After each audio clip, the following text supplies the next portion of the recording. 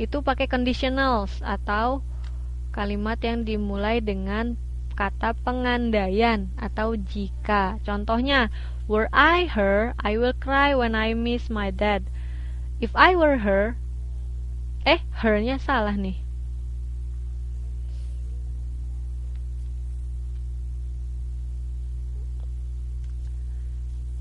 If I were her, I will cry when I miss my dad. Di situ. Nah, di sini kalimat pengandaiannya tadi diganti ya, inversion.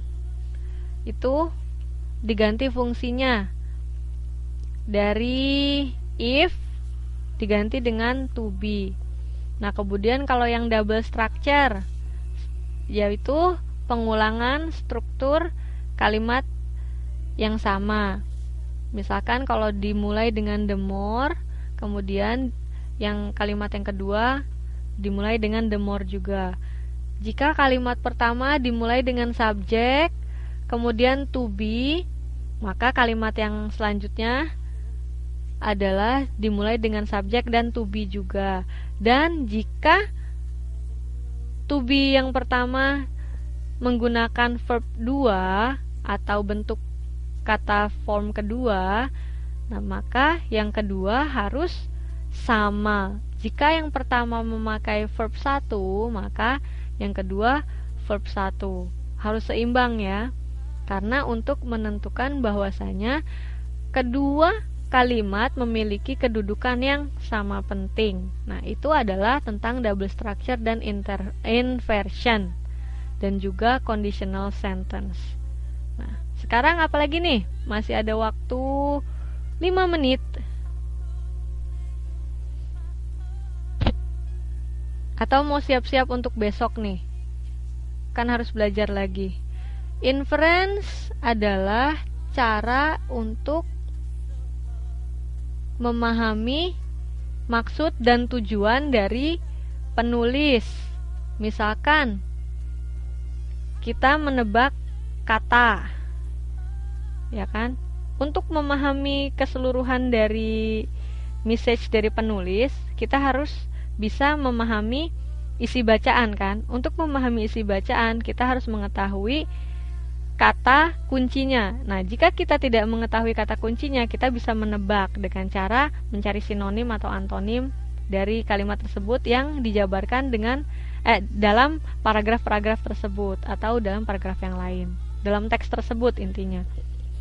Kemudian bisa juga apalagi tadi? Inference. Ayo, masih ingat nggak?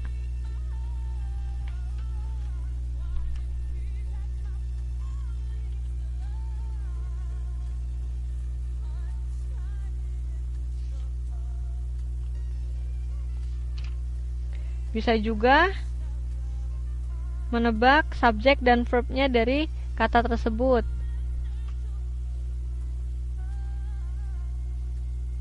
Terus ada background knowledge. Jadi pengetahuan umum kita mengenai suatu hal juga kadang membantu kita untuk memahami message dari autor atau pesan-pesan yang ditulis oleh autor.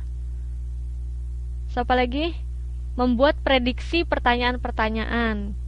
Misalkan mengenai apakah tema dalam teks tersebut, siapakah tokoh utamanya, apakah yang dia lakukan, bagaimanakah akhir cerita, seperti itu ya. Siapa lagi?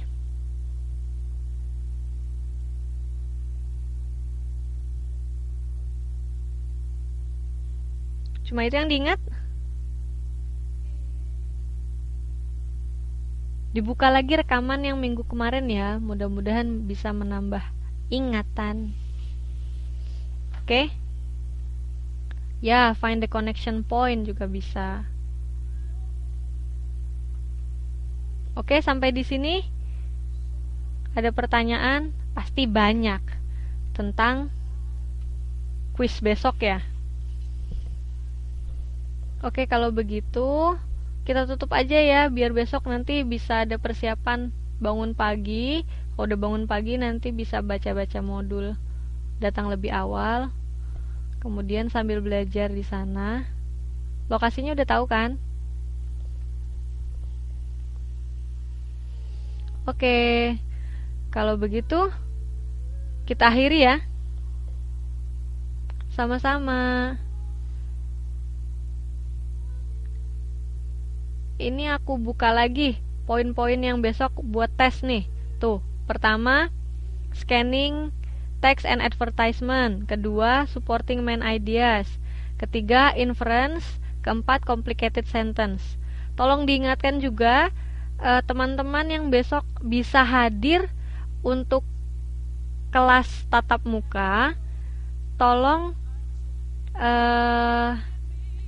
disebutkan dalam grup FB. Jadi nanti aku siapkan materinya untuk berapa orang buat besok. Oke, yang belum bisa hadir nanti aku upload tugasnya